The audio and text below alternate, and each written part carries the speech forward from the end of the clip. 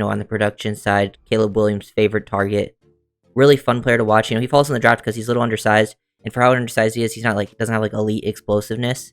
He's a pretty good athlete, definitely quicker than fast, but knows how to run routes, knows how to get open, versus man coverage, and he's just a big time playmaker down the field. He can make plays at all 3 levels. He also plays pretty big for his size too. He shows off toughness, doesn't go down as easily as you would think at his frame. He also can make you miss in space, but do like the toughness he goes out there with. Even does some blocking that you like to see. And then he just gets a really reliable player. Has reliable hands, which is always nice. Now, he does have a tough path to make the roster, I would think. Because currently he would be that 7th receiver, and usually teams keep about 6. Now, there's a chance your team could keep 7 if they have those guys that really perform. But he needs to have a good camp, good preseason. But I think he has the capability to do that. He's a really fun player to watch him go to work. And I just love watching him make plays down the field. And there's certain things, I would say Malik does better than him. But I think Tahj even does some things better than Malik. I would say he's a little more consistent actually getting open versus man coverage. Malik is, probably a little, more athletic and stronger, especially after the catch.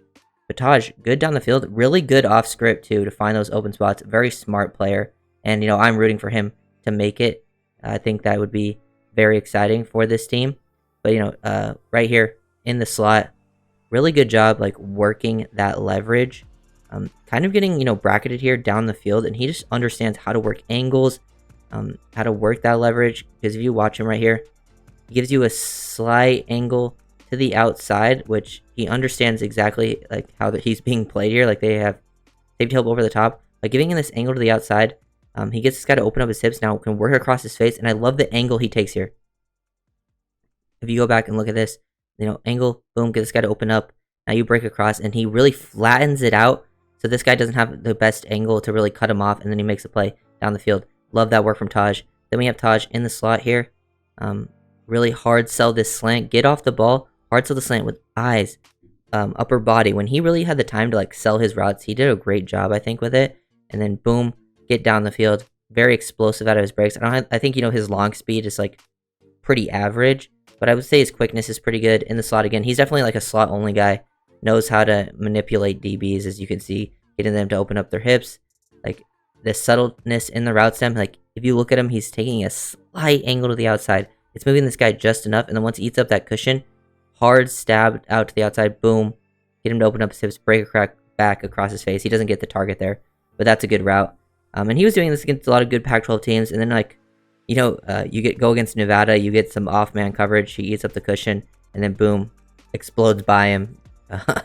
Going against, a lesser team, just very easy slot fade work. And one thing Tahj and Malik both do very well is run that slot fade, and it's one or two of his best throws, so will be fun to watch. I'm really excited. He's one of the players I'm excited to most watching the preseason, because I actually, like getting him in that 7th round. It's just I'm not 100% sure if he's going to make the team, just due to the numbers of it. But I'm definitely hoping he does, because I do think, the Dolphins are going to, Malik will have the advantage over him. I think they'll want to keep Ezukanma because he's kind of the only receiver with that skill set on the roster, especially if he's healthy. And then I feel like Gray Kraft is the best blocker on the team, and he's super reliable. Just the guy Mike is definitely going to want to keep around. And he'll kind of be battling Barrios, and then Barrios is that return guy. So, there's a tough battle for it, but his film is fun, and I am very much looking forward to see how he performs at training camp.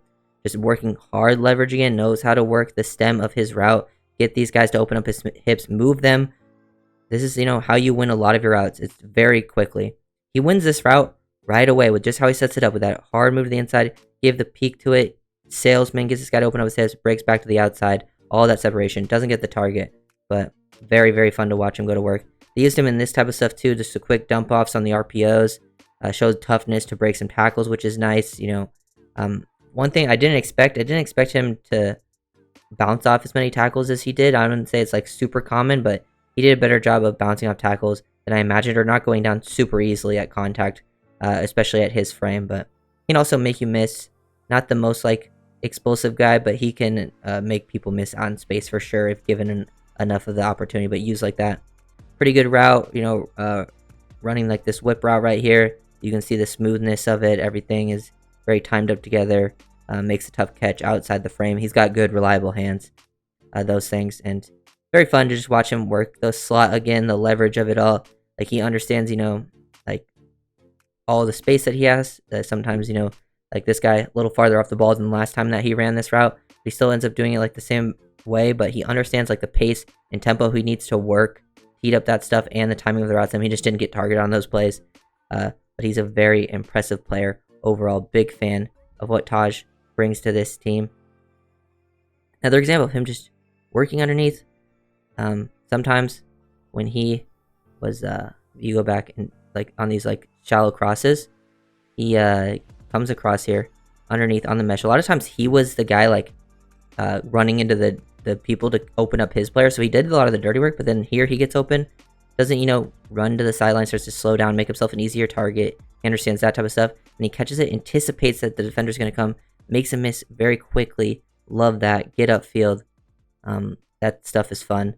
Here's pointing out that one might blitz. He doesn't end up blitzing, but then he cuts him off as a blocker. He goes out there and gives effort as a blocker. I wouldn't say he's like great or anything, but he has definitely has examples of getting some good blocks.